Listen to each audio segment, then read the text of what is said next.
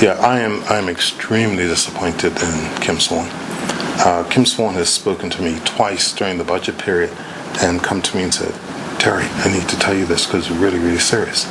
And he'll say something to me that really is serious. And I'll say, okay, Kim, I'll take a look at that.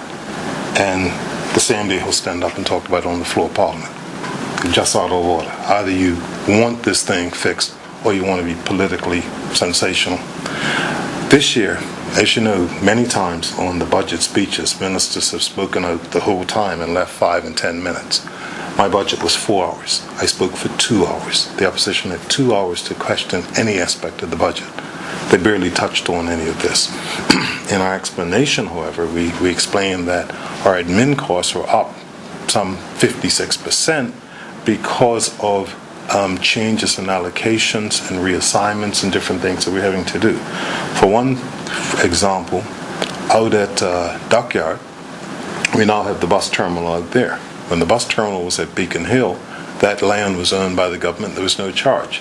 Whilst government overall, you might say, owns Redco, Redco do cross charges. And this is the first year we've actually got it allocated in there. It's $190,000. There are other charges like that.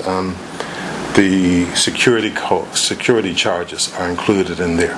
However, what one really should do, and Kim knows all of this, is to step down and look at salary costs and wage costs.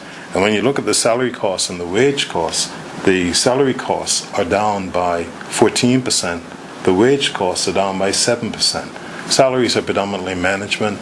Wages are predominantly the labor element, so to speak. And so in actual fact, in percentage terms, those people who are management actually 14% less in the current year's budget than last year's.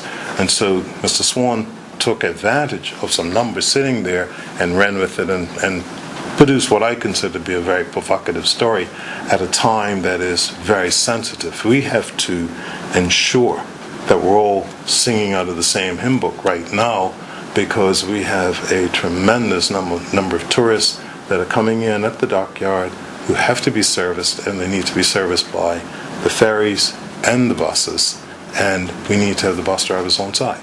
So exciting everybody with a story that's not particularly accurate at all, I think, is a disservice.